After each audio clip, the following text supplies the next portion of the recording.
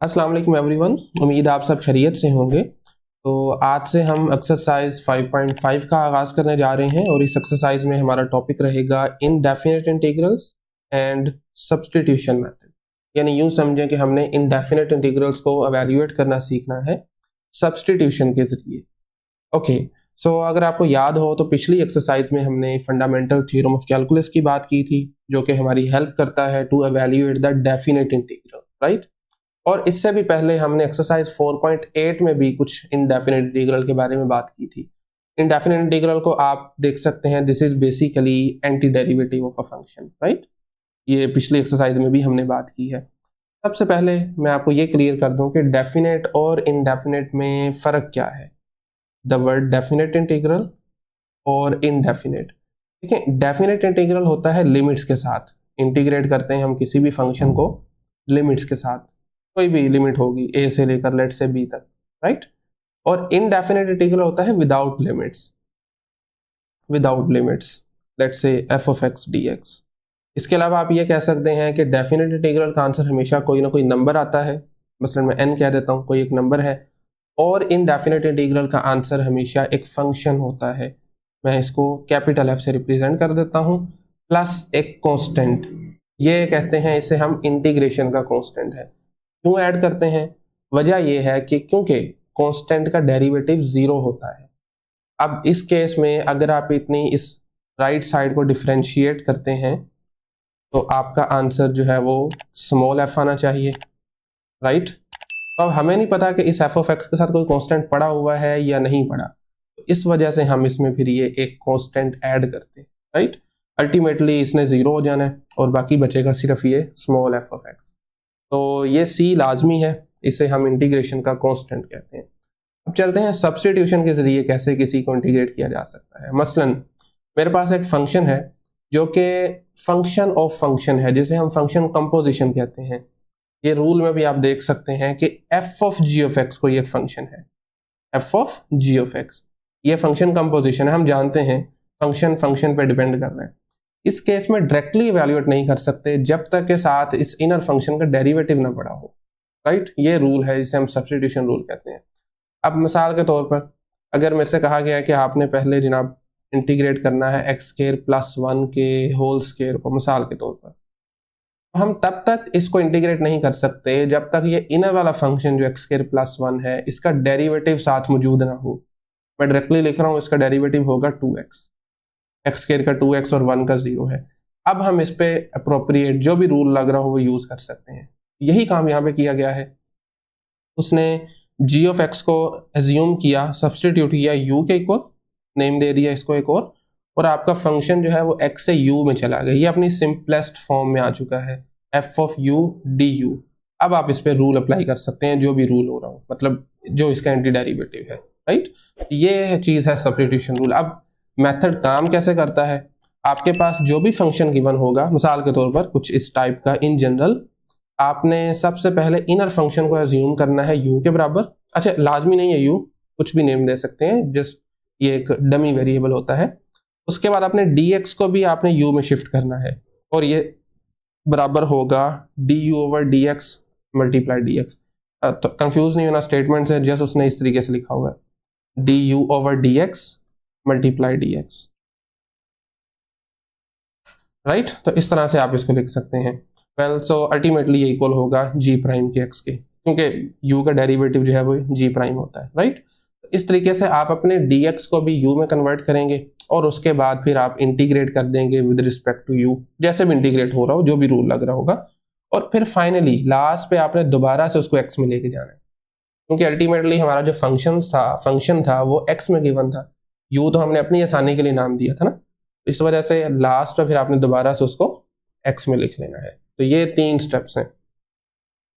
Okay, सो अगर first time channel पे आना हुआ है तो मेरा नाम है अम्मार मुजाहिद, मैं मैथमेटिक्स इंस्ट्रक्टर हूँ।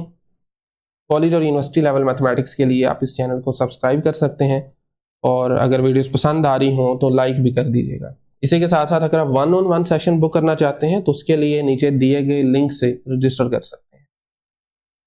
वेल, सो क्वेश्चन नंबर 1 को देखिए ज़रा। पहले 16 क्वेश्चंस में हमने सब्स्टिट्यूशन करनी है और इसमें आसान उसने ये कर दिया है कि सब्स्टिट्यूशन भी दे दी गई है साथ में, राइट। जो हमने सब्स्टिट्यूट करना है वो उसने साथ में प्रोवाइड खुद कर दिया है। तो अब आप अपने इस गिवन फंक्शन को, इंटीग्रैंड फंक्शन को x से u में लेके आएंगे। तो let's start with this integration 2 times 2x plus 4 it's power 5 dx। तो हम लिख लेंगे सबसे पहले लेट, अगरचे उसने दिया हुआ है u is equal to 2x plus 4। इससे क्या होगा, जस्ट ये इंटीग्रैंड फंक्शन u में आ जाएगा। इस dx को भी u में लाने के लिए इसको डिफरेंशिएट करें तो हम जस्ट d वाली नोटेशन यूज करेंगे, डिफरेंशियल du।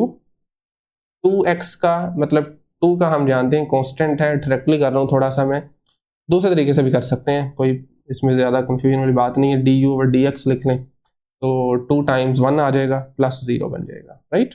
मतलब 4 का डेरिवेटिव 0 है तो अल्टीमेटली du इक्वल आ जाएगा 2 टाइम्स dx के। तो अब इस फंक्शन को मैं सिंप्लीफाई कैसे कर सकता हूँ, 2x प्लस 4 की जगह u आ गया, u की पावर 5, और साथ में चूंकि 2dx है, 2dx की जगह मैं du लिख सकता हूँ, दैट्स इट। और अब हम जानते हैं इंटीग्रेशन के लिए आप रूल यूज करें, u की पावर में एक ऐड करें, नंबर में एक्सपोनेंट में, डिवाइड भी उसी से कर दें, और साथ में कांस्टेंट ऐड करना नहीं भूलना, टी लाजमी ऐड करना है कांस्टेंट इंटीग्रेशन का। u की पावर 6 आ जाएगा, नीचे भी 6 है, और अब आपने u को दोबारा से x में लेना है विच इज 2x प्लस 4।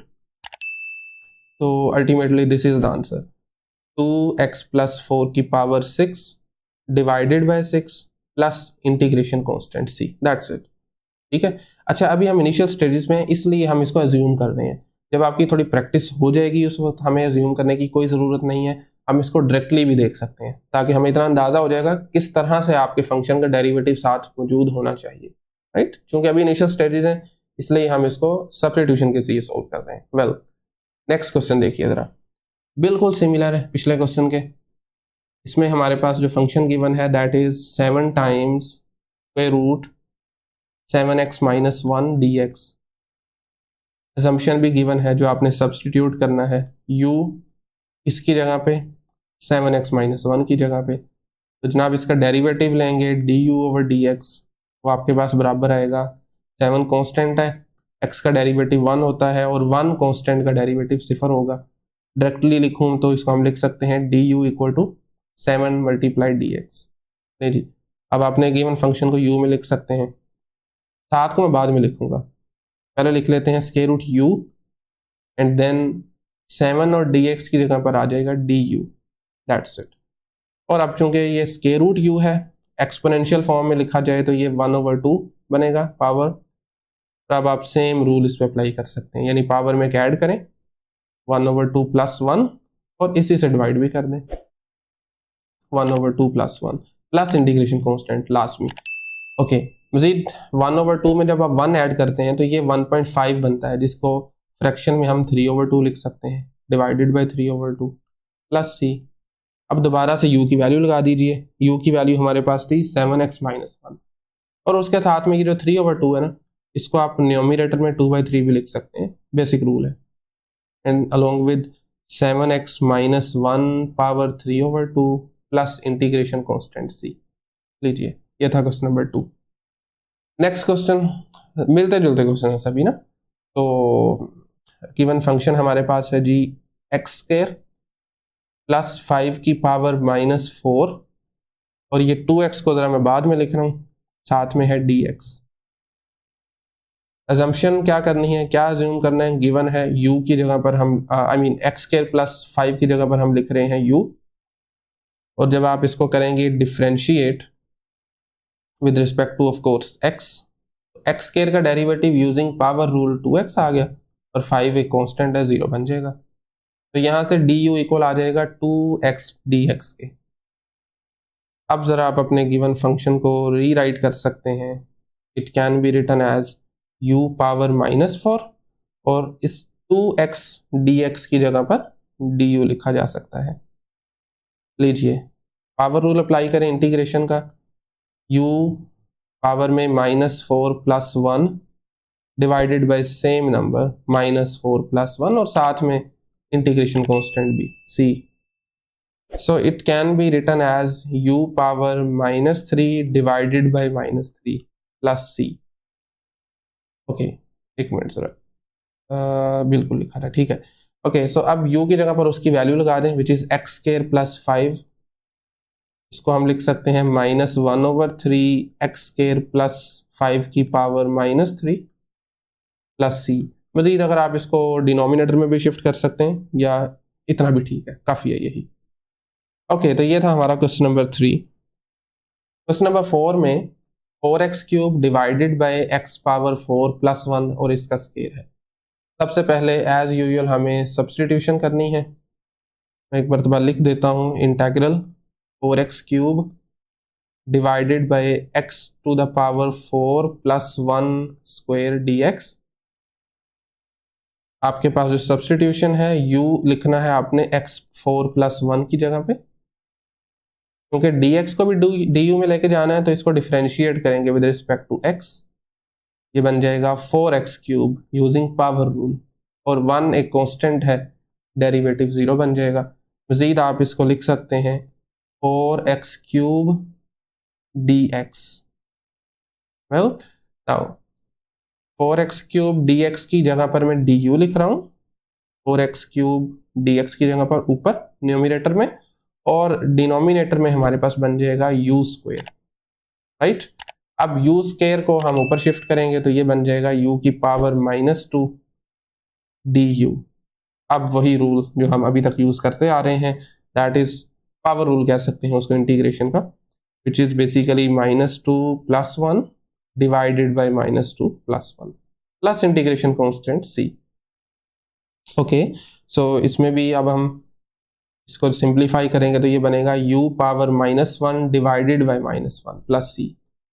इसको आप नीचे लिख सकते हैं क्योंकि u की पावर -1 है तो it can be written as -1/u. ये नीचे वाला माइनस भी ऊपर लिख दिया.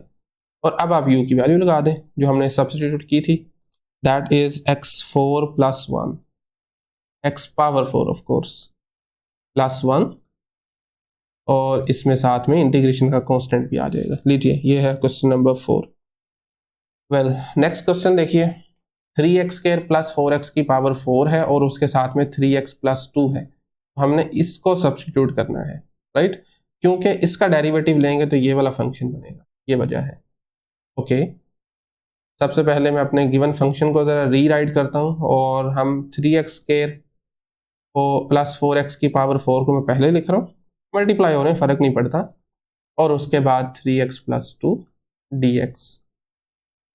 Now let u is equal to 3x² + 4x, और इसका डेरिवेटिव भी हमें चाहिए होगा du/dx.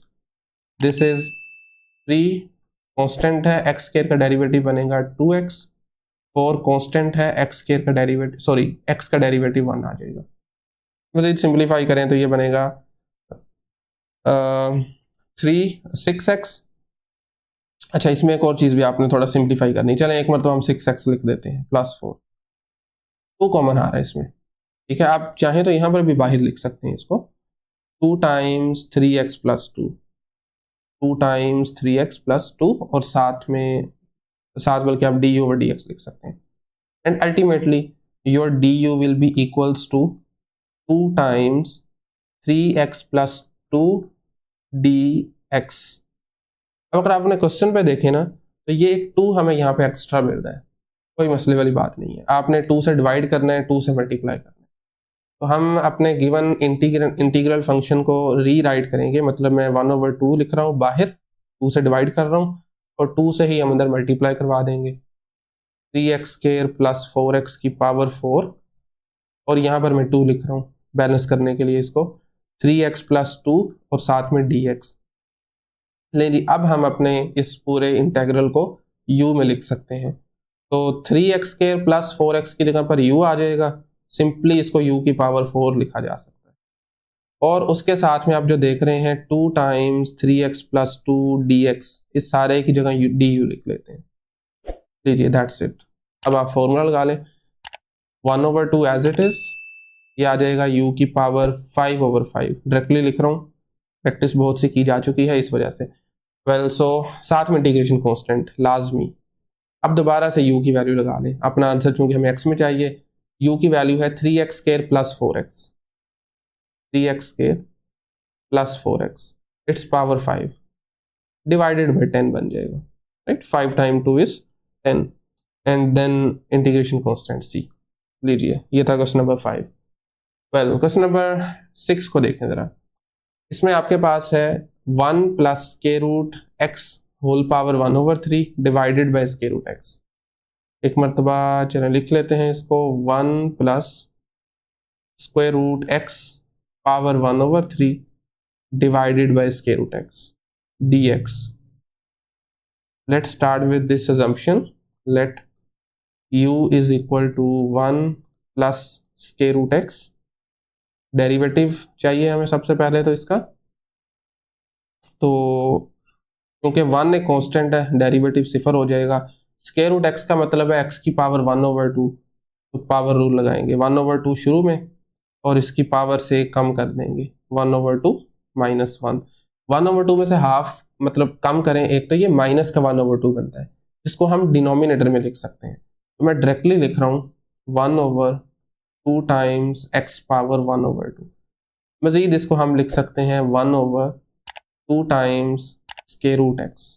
तो ये इक्वल है हमारे पास du के, और साथ में मैं dx इस तरफ लिख रहा हूँ, राइट। लीजिए जी, तो ये आपके पास dx से हम du में भी आ सकते हैं। ओके, अब आप अगर अपने क्वेश्चन देखें तो इसमें डिवाइडेड बाय मतलब डिनोमिनेटर में स्क्वायर रूट x तो पड़ा हुआ है बट 2 नहीं है। उसके लिए फिर से वही काम करेंगे, 2 से मल्टीप्लाई करें और 2 से आप इसको डिवाइड कर दें। 1 plus square root x power 1/3 divided by 2 times square root x dx।